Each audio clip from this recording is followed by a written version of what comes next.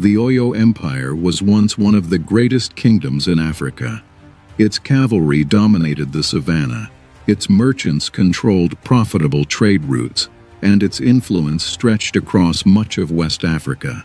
At its height, Oyo was a symbol of power, wealth, and military strength. But even the strongest empires can begin to crumble from within. Long before the empire finally collapsed, one king saw the danger approaching. Surrounded by growing rebellion, betrayal, and political division, he realized that the kingdom he had inherited was slowly slipping beyond his control. Before his death, that king spoke words so powerful that they have echoed through Yoruba history for more than 2 centuries. Many believe those final words became a curse that foretold the destruction of the Oyo Empire. Was it truly a curse? Or was it the desperate warning of a ruler who understood that his kingdom was already falling apart? This is the remarkable story of Alaafin Aole Arogangan, the king whose final words became one of the most unforgettable moments in African history.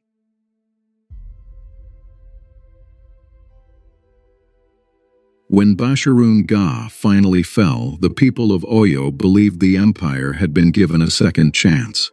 For years, Ga had controlled the throne, making and removing kings almost at will. His death ended one of the darkest chapters in Oyo's history and allowed Alaafin Abiodun to restore the dignity of the monarchy. Under Abiodun's leadership, peace gradually returned. Trade flourished once again, farms expanded across the countryside, and merchants filled the busy markets of Oyo-Ile. Neighboring kingdoms resumed paying tribute, while the empire regained much of the respect it had lost during years of political turmoil. To many, it seemed as though Oyo had become strong again. But beneath that appearance of stability, dangerous cracks had already begun to form. The empire had grown so vast that controlling every province was becoming increasingly difficult. Powerful regional commanders were gaining more influence, local chiefs were becoming more independent, and the authority of the Alaafin no longer carried the unquestioned obedience it once commanded. Abiodun managed to keep these growing tensions under control during his lifetime. But after his death, everything changed. The throne passed to a new generation of rulers, each inheriting a kingdom that looked powerful on the surface, but was becoming more fragile with every passing year. Among them was a man named Aole Arogangan. Unlike the kings before him, Aole would soon face a challenge unlike anything the Oyo Empire had ever experienced. And standing at the center of that challenge was one of Oyo's greatest military commanders, Afonja.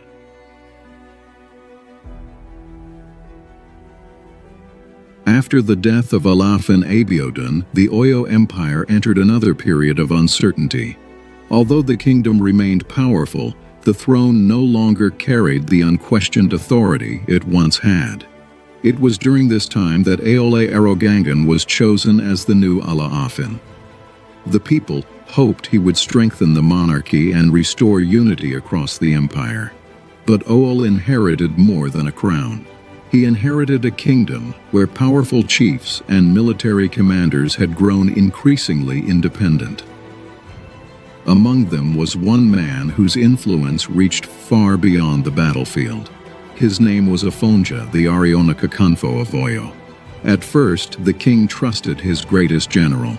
Before long, that trust would be tested in a way that would change the history of the Oyo Empire forever. Afonja was no ordinary commander. As the Aare-Ona-Kakanfo, he commanded Oyo's armies and was celebrated as one of the empire's greatest warriors.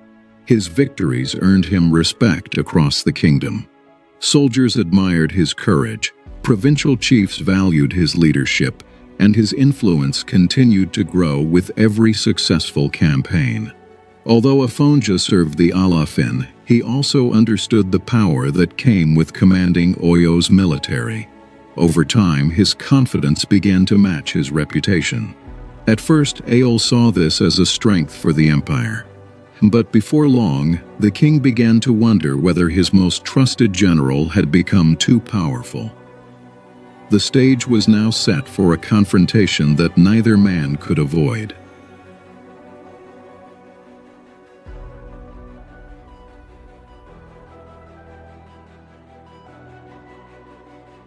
Rather than carry out the king's command, Afonja chose a different path. He openly defied Alaafin Aole and declared that he would no longer recognize the king's authority. It was one of the boldest acts of rebellion in the history of the Oyo Empire. From his base in Ilorin, Afonja gathered loyal warriors and attracted supporters who were dissatisfied with the royal court. What began as a dispute between a king and his general quickly became a struggle for the future of the empire. Realizing he could not stand alone, Afonja sought the support of a respected Fulani Islamic scholar named Alimi. That decision would have consequences far beyond anything either man could have imagined. The conflict was no longer just about power. It had become the beginning of a transformation that would change the history of Yoruba land forever. As the rebellion spread and his authority crumbled, Alaafin Aole realized that the Oyo Empire he had sworn to protect was slipping away. With few loyal supporters remaining, the king accepted that his reign had come to an end. But before leaving the throne, he gathered the chiefs and spoke words that would be remembered for generations. He declared that the Yoruba people would no longer live in peace. They would fight among themselves, become divided, and strangers would one day rule over their land.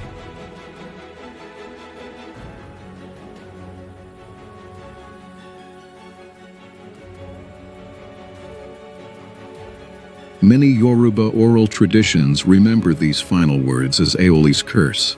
Whether prophecy or political warning, the events that followed made them impossible to forget.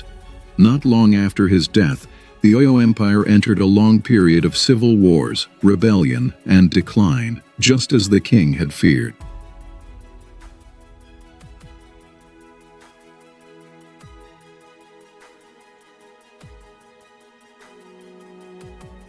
Aole's death did not end the crisis. Instead, it marked the beginning of one of the darkest periods in Yoruba history. The rebellion in Ilorin grew stronger, and Alimi's followers gradually gained influence in the region. The alliance Afonja had formed to challenge the Alaafin soon developed into a force beyond his control. Across Yorubaland, old rivalries erupted into conflict.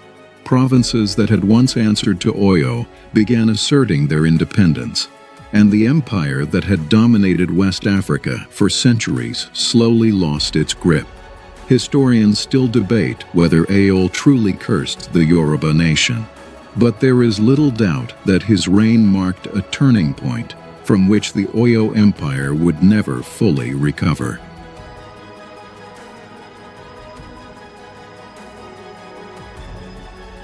Today, Alaafin Aole Arogangan is remembered not only as a king but as a ruler who witnessed the beginning of the Oyo Empire's decline. His final words have been preserved through Yoruba oral tradition, continuing to spark debate among historians and storytellers alike. Was it truly a curse that shaped the future of Yorubaland?